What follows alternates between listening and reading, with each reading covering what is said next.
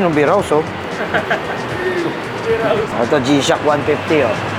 Holy shit, ganda. Ang ganda. 6, 27, 28, 20. Tangina, apat na araw. Aabot ba? So, nakaka 200,000 na tong customer na to. Yung fiber na takip dito, yung 3D print. Hindi na yan. Ito lang. Oh, nasan yun? Bago ka nagkaroon na akala, di ba sinabi ko ayoko nun? Ngayon, nagtatanong ko, nasan yung pamalit? Hindi nyo nakalimutan nyo. O yan, patay kayo ngayon. Bakit pa isa-isa tayo maggawa dito? Ang tinola talaga, oh. Utang ina, nabiyak. Hindi kasi nila pinahapak mo yung labi. Putang ina mo. Saan pa yung biyak? Naku, putang ina mo lahat. Patay tayo dyan. Moments na wala ka nang magagawa, kundi makapapangot ka na lang talaga. Putang ina. Tapusin mo na yung panel. Wala rin panel? Ano pang naiwan? Kasi yung ibang pere. Ano pa bang hindi nawawala? Tangina. Putang ina ng build to, puro nawawala. So yung mga Kasiwa Nation, ngayon ikakabit na yung ating JBT front shock na dumating kahapon. Ito, titanium syempre. May kasama na rin tong T-post, bali ngayon ang ikakabit. Pinagkaiba nito sa stock na front shock, ito ay adjustable. Kung gusto mo lambutan, malalambutan mo. Kung gusto mo tigasan, matitigasan mo. Siset ko, nasa pinakamalambot pa yan. 0-0 pa yan. No? Set natin siya ng mga 5. Ilang ikot yan, ilang ikot? 21 siya. 21. Ayan. Tignan nyo naman, oh, tigas. Nasa persa na ang muka. Nasa persa na ang muka. Hindi yung muka ang nasa persa. Tingin. Lalambutan natin, guys. Yan. Bali, ikot ko siya bilang... Bali, nilagay ko pala yun sa pinakasagad, kaya sobrang tigas. 21. Ngayon, isiset lang natin siya ng 5 para makita lang natin kung gumagana ba siya. Gumagana naman siya, guys. Tumigas siya ng konti, hindi kumpara kanina, sobrang tigas talaga niya. Ayan, guys, oh. Kanina hanggang dito lang yung goma eh. Ngayon, ayan. Tara, guys. Kabit na natin to, samahan nyo. Kung gusto ng pangdiinan na build, ibigay na natin. From stock front shocks, dito na tayo sa adjustable para tumodo na yung comfort ng ating customer sa daan pag ginamit na niya. Hello, you've been missing on my pillow. Dumating na yung underglow. Ayaw niya talaga tumigil gumastos, nagdagdag pa rin siya. Actually, pairing silang iniintay na to eh. Matatapos na to eh. May control ah. May remote ko. Yun. Wow, red. Green. Blue. So ito ilalagay sa ilalim. Ay, may signal light to? Opo. Ayan, pag tinap yan. Ay, okay ah. Kaso wag na, baduy. Parang Christmas light to na lang. Tapos, mode. Uy, no, Biraus oh. Biraus oh. Yun oh. Tangin na, hintuan ng mga truck oh. Ito, spa. Spa yung ilaw. Ito, G-Shock 150 oh. Ayan oh. Oh. Kabaret. Malamang red ang ilalagay dyan. At least, di ba, the remote, so, ilalagay uli ito. Walang dumating na pyesa? Meron? Patingin nga. Ay, ito. Ay, ito. Ito, kaya ano to. Request namin to sa kaibigan natin gumagawa ng upuan kay Boss Batusay. So, kay Boss Batusay tayo lumapit ngayon para dito sa Aerox na to. Dahil yung customer mismo nagsabi specifically na gusto niya yung Mondragon seat ni Boss Batusay. Ang tanong ko, galing kasi ito sa black na comfort seat. So, yung tema natin pula, so masusunod ang customer. Holy shit, ganda. Ang ganda. Sheesh. Ay lang, Pasko talaga yung motor niya, no? KJ, kabit na natin to. Makita natin na yung tsura hilat siya nito sa Aerox na sir. Ayaw niya tumigil eh, oh. Dagdag gastos. So may puwan na. Paikubera na. Baka pagtripan ng pusa mamaya. Okay, so ito na. Final edition sa Aerox natin ay another edition. Gawang Pinoy. Bakit? Kainuman ko mismo yung gumawa nito. So shoutout sa Batusay. Salamat. Papalit din tayo ng braided hose at Brembo transformer na levers na dual cap. Purpose nito ay para tuloy-tuloy yung daloy ng brake fluid sa mga brake caliper. Pinaltan natin to ng aftermarket para maging balance ang daloy ng brake fluid kasi kung stuck pa din, may tendency na masira ang hose. At syempre lalagyan din natin ito ng Villain exhaust.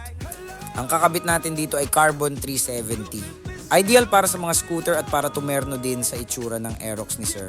Pinaltan din natin ng master cap ng Brembo ng Daytona Brake Master. Kasi gusto ito ng customer at para tumerno sa motor. Maliit na pyesa pero dagdag pogi points yan.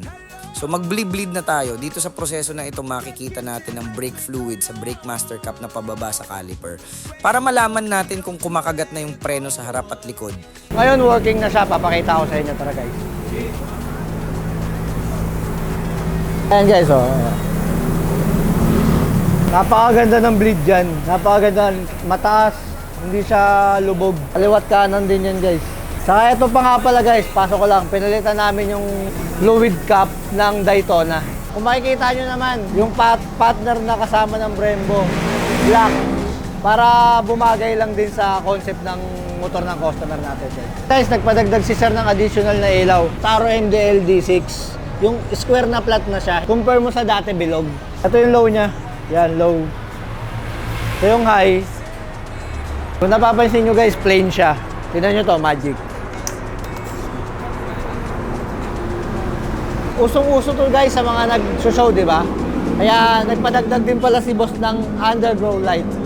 Pag bumili naman kayo nito, guys, meron na siyang pandikit 3M. Kinabit ko siya dito pahaba. Tsaka sa wiring, pakabit nyo na lang sa marunong mag-wiring para walang aberya.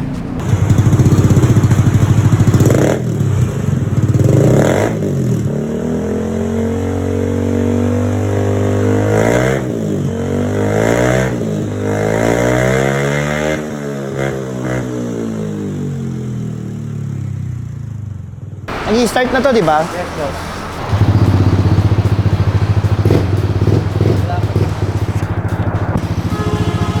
So, ang CVT nito ay sun. So, sa lahat ng red, siya lang ang blue. So, ito, sasali din to sa Rev Nights. Ano naman to? Street GP concept. So, kung meron tayong tie, meron tayong Street GP concept. Anong date ngayon? 22. Christmas party namin. 23, bakasyon. 24, bakasyon. 25, bakasyon. 26, 27, 28, 20. Tangina, apat na araw. Aabot ba? So nakaka 200,000 na tong customer na to. Ano bang kailangan dito gawin? 2 parts ang steel braid na to. Papuntang ABS, papuntang lever, then ABS papunta dun sa baba. Ito yung front. Ano, ayos. So. Magana ba ilaw? Dapat sabay mo na rin yung ilaw. Sabay ko na rin. Dapat may underglow din doon. Sa ilalim. Ito yung pinakamagandang part. Ito yung pinakamahal eh. Dalawa na ba yan? Yes, boss. Mahina ah. Lagyan mo ng switch dito. Yung ano po. Hello. Para malinis. Tapos paano, gawin mo rin yung dual horn. Oh, so yung dual horn, ay pipindutin lang siya rito, gagana yung stock niyang busina. Mawawala lahat ng connection ng ilaw. Kunyari may may checkpoint LTO, pipindutin niya lang yung pack, mawawala lahat ng modification ng busina niya. So pindutin niya lang uli yung pack, sasabay uli yung ilaw tsaka busina niya. Tapos gagamitin niya uli yung modified horn niya. Okay na siguro tayo dito?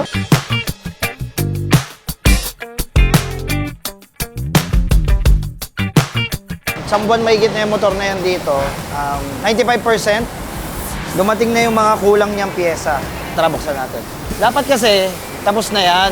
Kaso may mga pinadagdag yung may-ari. Ito muna tayo, yung pinakakulang sa gilid, crankcase. Hindi ko alam ano yung tsura nito ah. Basta nagpa-design ako, sabi ko, yan tulad dun sa motor niya. Ngayon, tingnan natin yung kakalabasan nito. Sana pula.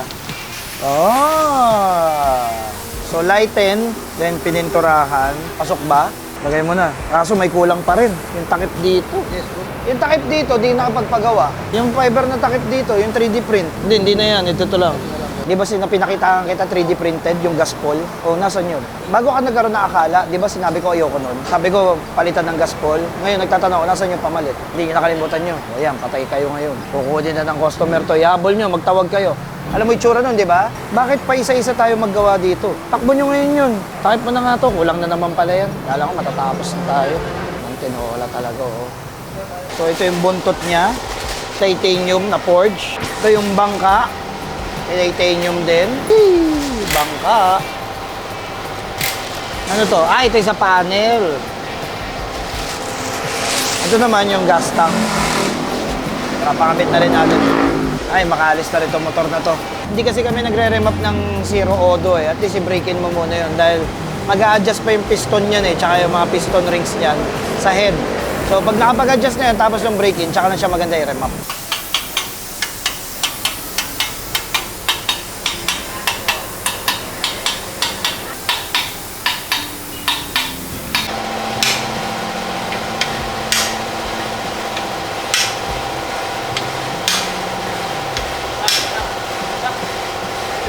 Utang ina, nabiyak. Hindi kasi nila pinakasok mo yung labi. Putang ina mo. Saan pa yung biyak? Naku, putang ina mo lahat. Mapapaspatan pa ba yan? Putang ina, bumiyak lahat.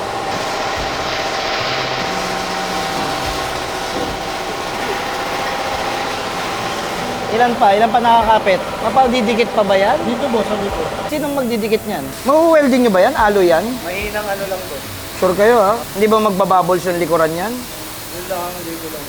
Patay tayo dyan. Patay tayo dyan. Moments na wala ka nang magagawa, kundi makapapangot ka na lang talaga. Putang ina. Hindi scripted to. Tunay ito na nababad trip ako ha. Putang ina. Water. Putang ina. Biyak lang. Ang gagawin natin dyan? Pati sa ulo. So normal yan na nangyayari sa mga build. Kaya ako napapansin nyo si Boss Arch hindi na masayahin kasi sobrang dami nang nasira. Basag. Bale, bukas na to gawa ng paraan. Kahit di ba ganyan yung kulay? Di ba ganda yung kulay? Dapat parang ganito. Oo. Paayos na. Red na red. Nahiya ng konti sa carbon yung motor. Puro carbon. Nakakabit na natin panel, no? Ano bang kulang? Ito lang naman ang kulang. More than 50 pesos ang pinalitang tornilyo rito. Ayun, hanggang dito. Hanggang dito. May natitira pa ba? Wala. Hanggang dito yan, oh. Hanggang baba. Ganda ng placement ng pre. Sukat na sukat. Habang tinatapos ang pagkabit ng mga carbon fairings dito sa Aerox natin, may lumitaw na naman na isang problema. Sinama po ba yung dito? Oo nga, nasan nga ba? Kasama po ba sa magpa-carbon? Dapat, parang kulang. Ano ba yan? May kulang pa rin. Buhay mo muna yung panel. Tapusin mo na yung panel. Wala rin panel? Saan daw nila kuha? Ano pang naiwan? Asan yung ibang fairing? Ano pang nawawala? Ano pa bang hindi nawawala? Tangina. Pumangin laki ng build to, puro nawawala. Asan yung panel? Nandun din yung pinaka-panel. Ano pang nakalimutan? Kutsang, lahat na nakalimutan ah. So wala na namang matatapos. Wala palang panel. Anak ng Tinolo. Kulang-kulang. Konsumo yung ganitong build. Wala alam naman ang bulsa eh. Anli! Ayaw tumigil. Kaya inabot na isang buwan to. Supposedly, dapat 1 linggo lang tong build na to. Gago, makapal! Tangina mo, makapal. Yari ka. Pupugi, ang lang. Panalo, puta. Ito ang motor na gumastos na ng almost 200,000. Na ang Odo ay 0 panis. Kung hindi ka masyado masela. 0 Odo.